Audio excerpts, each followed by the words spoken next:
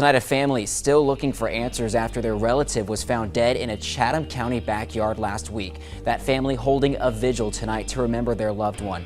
Anna Stansfield was there and has more on the gathering. She meant the world to us. She was extremely hardworking and funny with an infectious laugh. She worked every day and she did anything to make sure that her family and her friends were okay. Kayla Davis's brother sharing who his sister was, and those character traits are what many of her relatives are remembering. She was very sweet. She played with kids. She'll give you anything she got. She don't even have to know you to give to you. She would just give to you. She was just a giving person. We all know those people. The one with the brightest smile, the coolest personality, the latest dance moves, the one that will help anyone in need, and always with a group of friends. The one that made the smallest things in life be so grand without growing up with access to certain material. In Chatham County, Kayla Davis was that person. Celebrated by her family and respected amongst her co-workers and peers, Kayla was on her way to discovering just who she was becoming. A blossoming life shattered on July 1st, 2023. Hear what Chatham County Police say what happened approximately at 5:16 p.m. Officers responded to Bismarck Avenue in reference to a stabbing reported by Chatham EMS, where they found the victim, Kayla Davis, in the backyard. Kayla was foaming from her mouth, so EMS distributed Narcan because they believed it to be an overdose. The report did not mention a stab wound to the chest, but the police report subject is death by cutting knife object. Occupants within the home on initial contact by the responding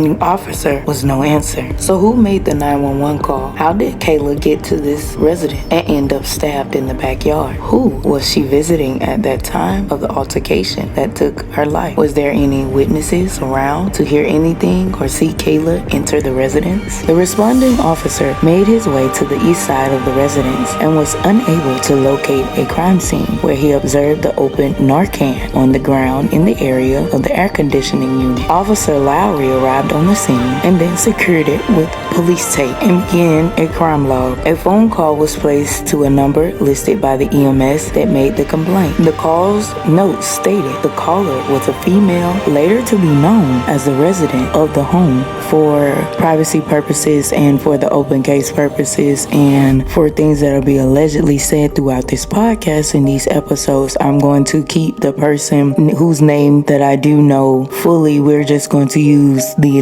first initial of her name and the last name. So the owner known to be of the residence is L. Ward. The officer then spoke with a male named Mike Mitchell. We're going to keep that brief as well, even though they have released that name. Mike Mitchell, which is, he informed the officer that he was inside the Bismarck Ave residence sleeping when he was awakened by a gunshot outside near the backyard. He then went out to the backyard to observe the victim, Kayla Davis, lying on the ground. He says he doesn't know the victim, an unknown, which I feel he knows an unknown woman because she stated to the officer to be the homeowner or the renter of this residence. And she proceeded to use the Mike Mitchell's phone, I feel, to cover up and make her rounds of a alibi and secure her story. Now that's just my opinion. Additionally, in the police report, the young male that stated an unknown female asked to use his phone,